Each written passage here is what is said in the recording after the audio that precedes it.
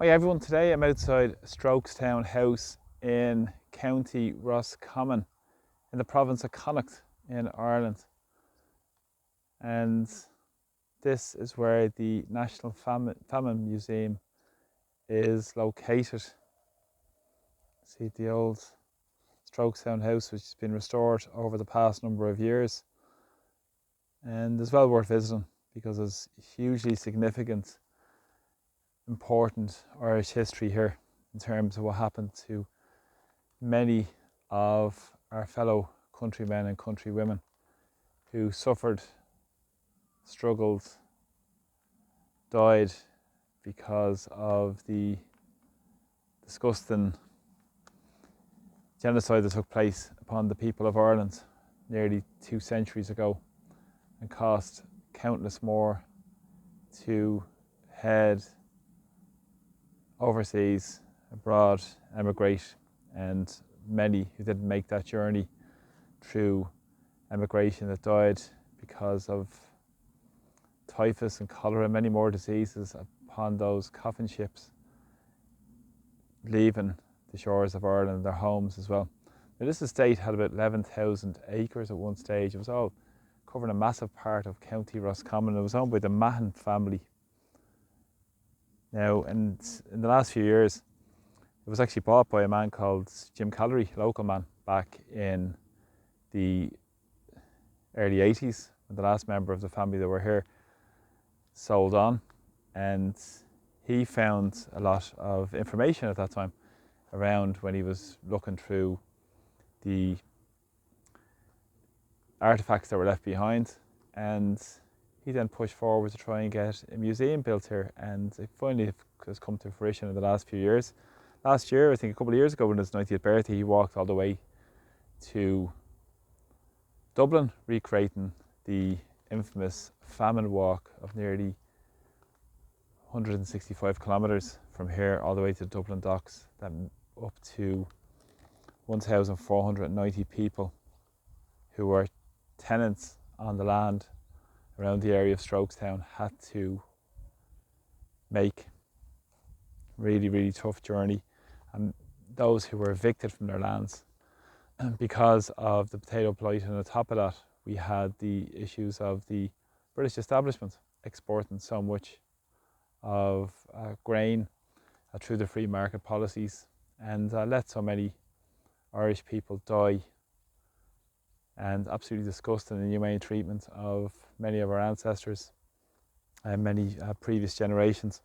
And in particular around here, the idea was from Dennis Mahon, who was the landlord at the time, of course an absentee landlord, and he was assisted by his land agent, John Ross Mahon, I think it was his nephew, and he looked after the land property. And his idea was then, after the blight, because many tenants couldn't pay their rent, was to make them emigrate and pay for their emigration rather than pay for the workhouse, and then give over their land and raise their houses and to other tenants that were around the area of Strokestown that could pay their rent.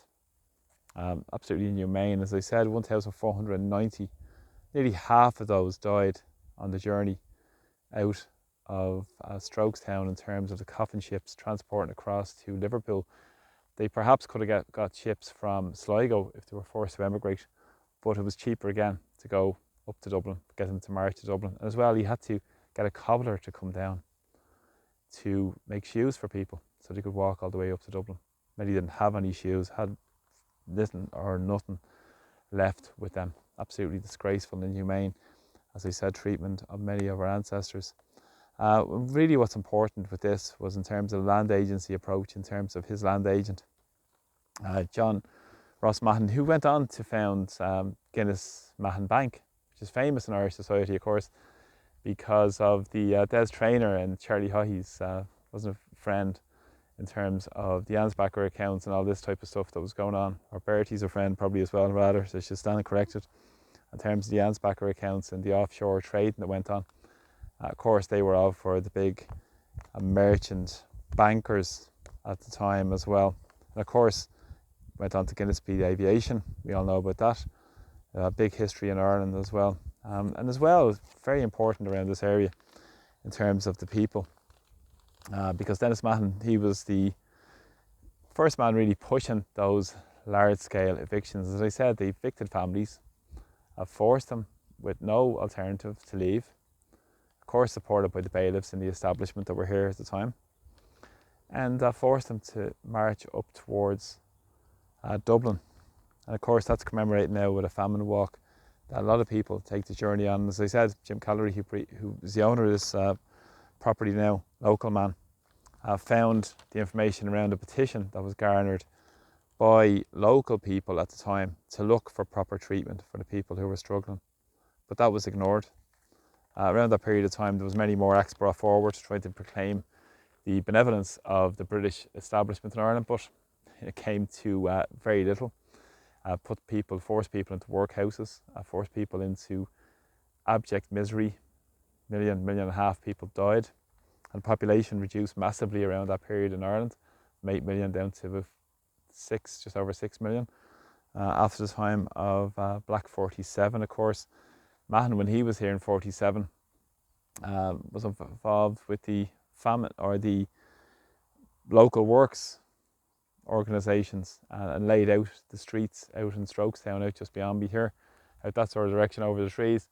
And it's the second widest street in Ireland, just behind O'Connell Street, just out in Strokestown in County Roscommon as well. And this would have brought to a lot of people rising up because of all what was taking place against those who died on those coffin ships of terrible diseases and being forced from their lands as well. Really, really disgusting. But people like John Mitchell wrote in the Nation newspaper about it. Other people like James Finson Lawler, a man from County Laois, not too far from here, he stood up for the rights of people in terms of the rights of tenants. And now at the same time now, take the parallels to Irish society now, where we see so many evictions taking place in Irish society. Recently I heard a conversation with a landlord saying he was a property owner. He had 12 properties. He doesn't want to be referred to as a landlord. But of course this is the inhumanity of what's taking place in Irish society still to this day, when people are being evicted from their homes. At the same time, we saw the horrors of the abuses of evictions, and we saw that through our long struggle for Irish rights, and that struggled through people and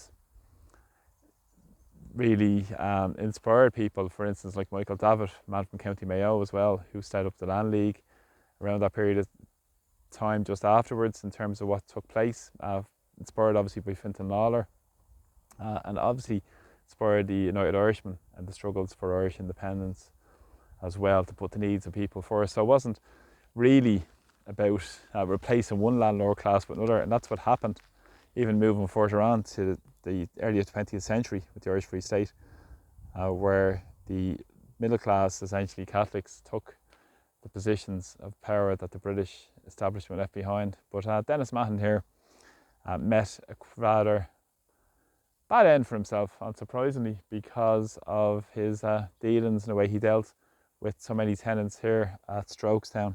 He was shot while coming back from a meeting a couple of months later, when the news broke of all what happened to the people who were forced from their lands, many children as well, nearly 900 children. So it's really unimaginable in terms of what was taking place. At the same time, so much grain was being exported. We saw, for instance, the free market policies at those times were the dominant ideology in terms of what was being pushed on while people were suffering and dying. You saw a lot of Irish people as being useless and really just, producing children, eating.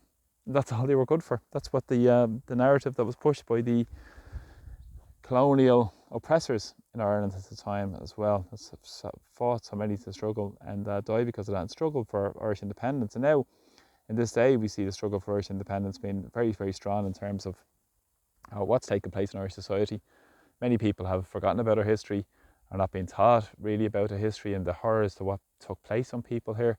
And there was a lady here as well who was 84 years of age, who was forced to leave and went and travelled and made the journey remarkably, and went to live in New York, just off one of the boroughs in New York, and lived, I think, to the age just well over a century. It's unimaginable, the horrors of what was placed on people in society. Much the same there, where we see people like Martin, who was talking about sovereignty being a backward-looking idea, more interested in bowing down to his masters in Brussels rather than serving the interests of the people here in Ireland.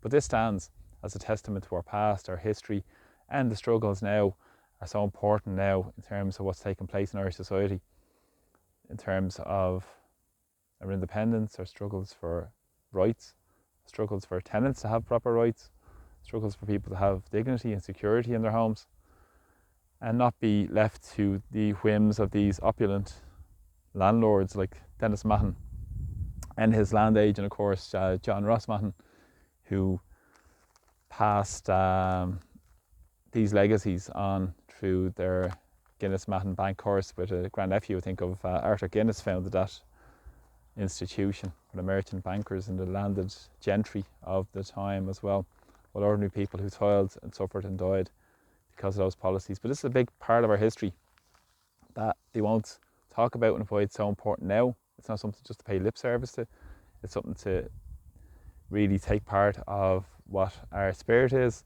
and what it means to be Irish in terms of what took place here.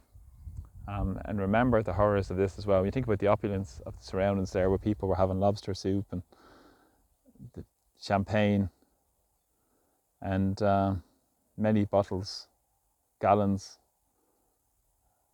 millions of gallons, I'm sure, of wine or we drank there as well, while ordinary people in the lands around here toiled and suffered well beyond here. It's 11,000 acres, as I said, but there's 300 acres here currently within here with the wall gardens as well. So thanks for joining me a little walk around this area. Thanks so much for all the support on my videos, really appreciate them, and I hope you enjoy it. Please share my videos as well in terms of what's taking place in Irish society, because the struggle, as I said, for Irish independence, struggles for the rights of ordinary people to have a dignified existence, such as a right to a home, a secure roof over their head, as well as decent, where their health needs are looked after. We see that with the horrors of scoliosis in the young child at the moment, and the parents struggling for their rights for their child in terms of Harvey Morrison, and many more who are struggling as well in Irish society, that many more, like Mitchell, who wrote, Fintan Lawler as well, who struggled for it, people like Michael Davitt, we'll never forget those, and many more who struggled because of the horrors of that. And there was a local priest as well who spoke out to say that how it was Mahon still walking around, his horrors were worse than imposing the people than Cromwell. So that says something about the people of those times as well, that used their platforms to speak out. So everybody should use their voices to speak out what's going on in Irish society, and always remember a big part of our history that is a massive part of who and what we are. So I hope you enjoyed the little walk around, little video around here. So take care, I'll see you all soon. Slán go fóill. God bless.